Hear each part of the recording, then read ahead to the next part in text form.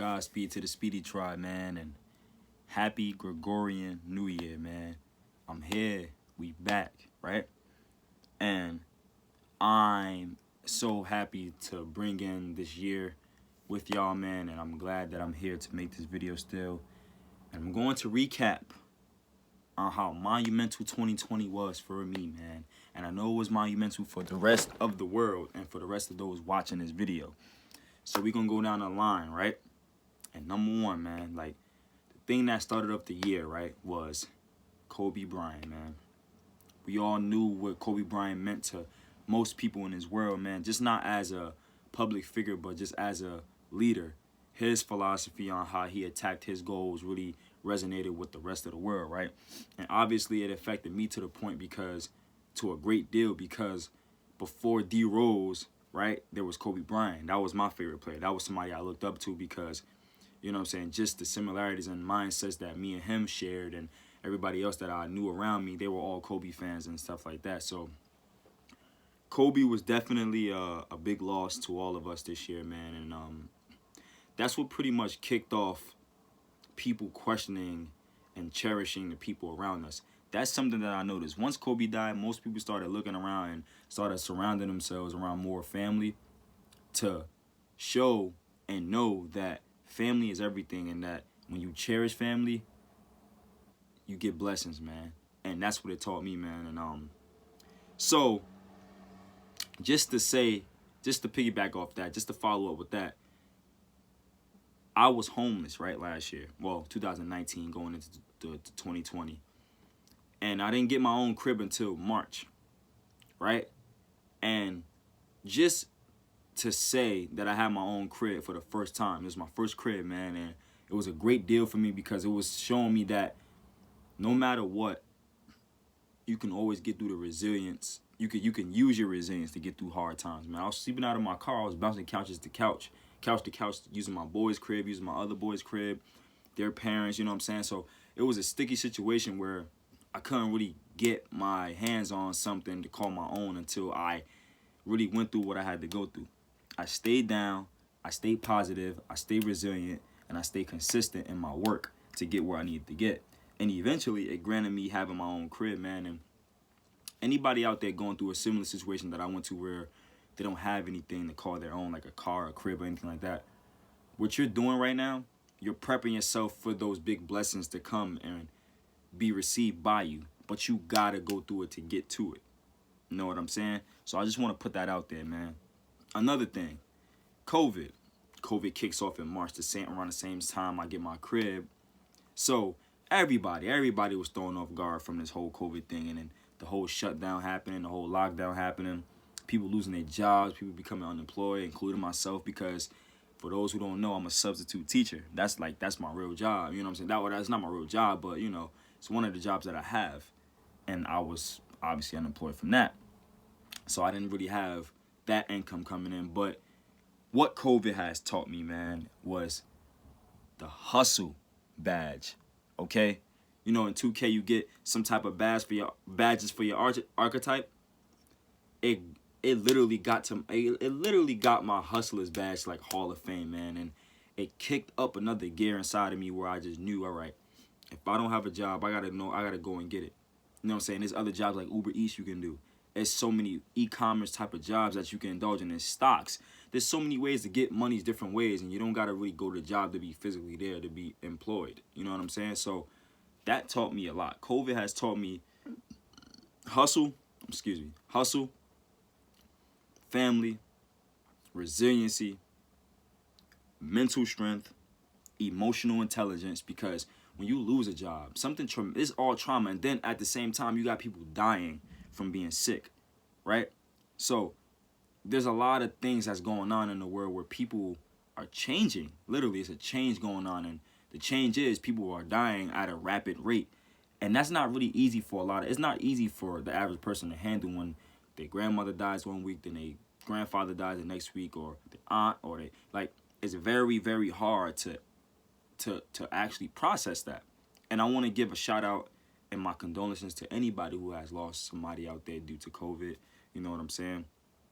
and my heart is with all you guys. I truly appreciate you guys, and I push, and I really send nothing but love and gratitude to you all.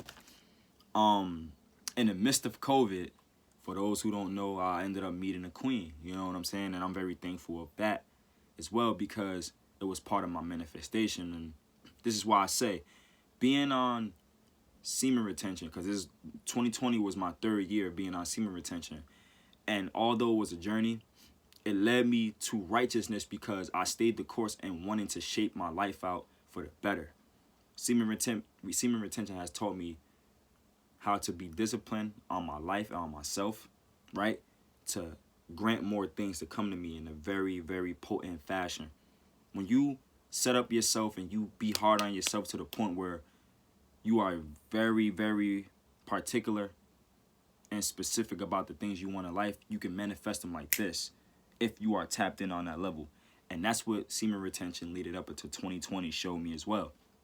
And it ultimately led to me manifesting certain people into my life, including my queen, and who is a righteous woman. And I'm just telling all the fellas out there, man, when you wanna manifest a queen into your life, you gotta set yourself up as a king first in order to be granted and have a queen who compliments you as a king, bro. So always work on yourself before you get anything else in return. You gotta work on yourself in order to get certain things. All right, moving on. Now, for those who don't really know, I had a near-death experience. Okay, I had a near-death experience this year, and I'm gonna go into it. 2019 summer, I converted into being plant-based. For those who don't know what plant-based is, it's being vegan. Okay, so my approach towards being vegan or being plant-based was right, but the things that I consumed wasn't right. So a lot of soy inside of the food and stuff like that. I was born premature, and when I was born premature, my bilirubin levels inside of my liver were high, right? This is when I was born. Now, I go to California, my brother lives out there, take a trip, you know what I'm saying? We hit a little joint or whatever, you know what I'm saying? I don't smoke like that, I really don't, but whenever I link with my brother, we always light one up for old time's sake. I eat some vegan food from a spot. Now, this is fried vegan food. This is like fast food vegan food. This is not really properly cooked vegan food. I eat that. I smoke. I eat that. Then now I'm feeling all these type of ways, right? So what happened was, when I was born with the bilirubin levels high, it came back. And it was due to the high compact soy inside of the food, right? So now I'm in California, I bent up and out of shape. I'm over there having convulsions, heart palpitations, all these type of different symptoms that I never felt in my life before. And I'm weirded out because I don't know what's going on with me, right? So I'm in San Diego with it. I take a train from San Diego all the way to LAX to get on the plane to go back home to the East Coast. Now, all this time I'm still out of shape and bent up out of shape.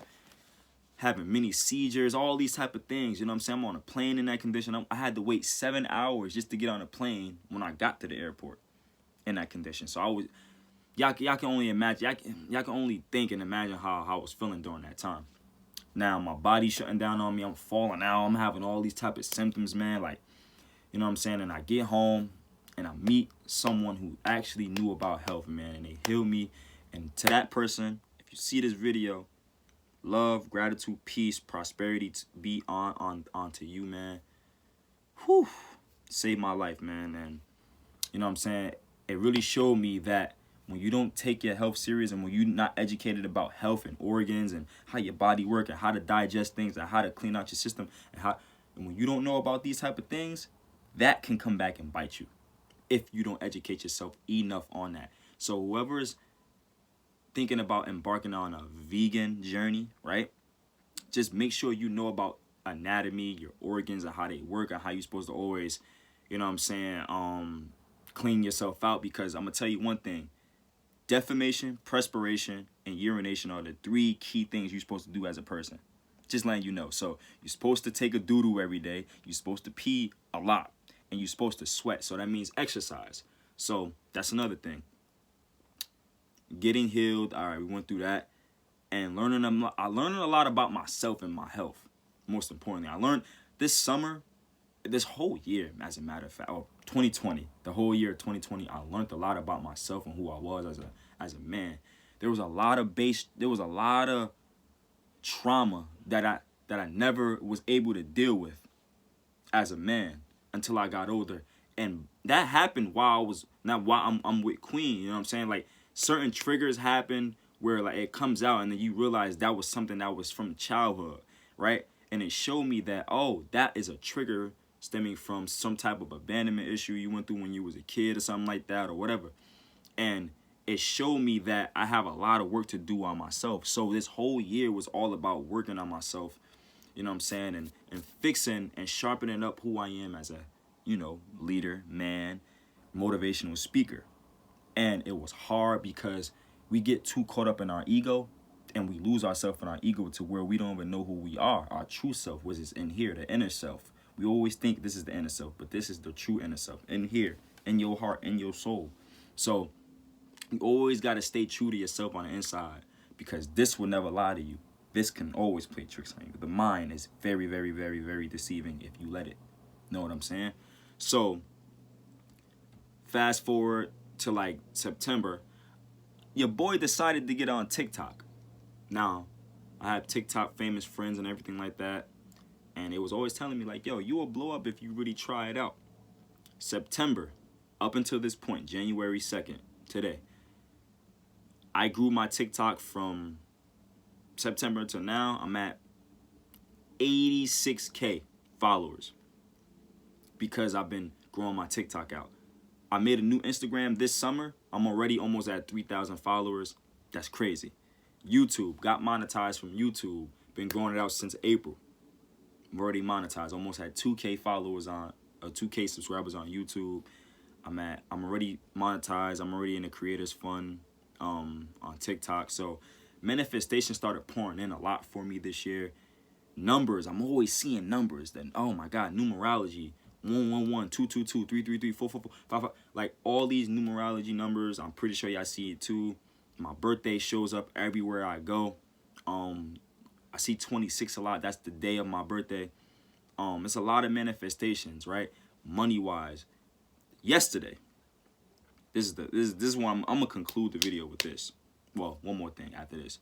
But yesterday, I entered a sweepstakes on I Am Surviving Vegan. For those who don't know, she's a holistic health teacher on Instagram. She's very real. I entered a sweepstakes to win $1,000, and lo and behold, I end up winning $1,000 yesterday just to get by, just to pay my rent, and she helped me. So that's part of manifestations. But I'm gonna tell y'all one thing. That's all about surrendering. I have a brother, an older brother, man. I have one of my big bros. His name, I'm not even gonna say his name. You know who he is if he's watching this video. But that last week he showed me and he talked to me about surrendering. Surrendering to whatever you have, whatever manifestations, whatever seeds you planted, whatever anything, just in life, when things are not going your way, right? You just have to surrender and just let universe, God, creator, source take its course and play its part in helping you out to complete whatever you got to complete. You know what I'm saying? And once I received that message he told me, literally last night, I had won $1,000 over a sweepstakes out of nowhere. And that showed me that I was in alignment with source, myself, and the things that I was doing. You know what I'm saying? So, yeah. Yo. Yo, I'm on the video right now. I'm gonna hit you. I'm gonna talk to you after. Hold on. Yes, sir. All right, my brother. What is this? Manifestations coming in. Yada yada. Yeah. So it showed me that I was in alignment with myself, and being in alignment with yourself, it grants you so much great things in life, and you just gotta surrender, man. Surrender. So.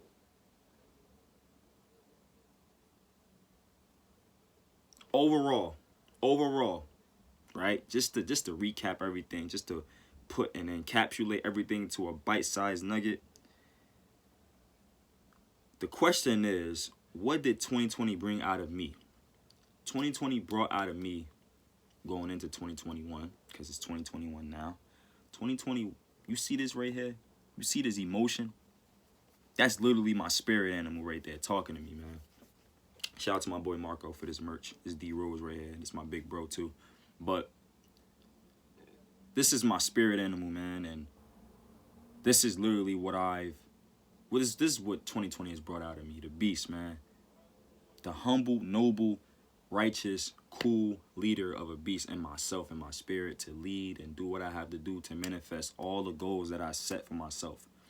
Every goal you set for yourself, just surrender to it and trust that the goal that you set for yourself is going to come to fruition. Just know that. You have to understand, you have to overstand, you have to understand all of those facts right there, because if you don't believe what you conceive by way of your mental being, it won't ever become a physical reality. If you don't ever believe what you conceive on the mental, it will never become a physical reality. You have to know with conviction and with strong belief that all your manifestation is going to come with speed if you believe in it. Don't hope for nothing. Always believe. Because when you hope, there's no conviction in hope. There's no conviction. If you ask somebody, yo, what's your goal? And you say, oh, you're going to achieve this? I hope so. When you say you hope, you don't sound too sure about what you want. But when you say, hey, I believe I'm going to get that, and you say it with so much conviction, it's coming. It's coming. All you got to do is surrender to your beliefs, man. All right? So that's what I wanted to talk about, man. I'm glad to bring into 2021 with y'all. I'm so happy. I'm so ecstatic for what's to come for all of you guys. I hope and just send all my love and gratitude to y'all to achieve all the things you want to achieve. Because I already know y'all going to achieve it. Because you believe it. So just keep on believing and keep on achieving and just know, man, Godspeed, all right? Peace.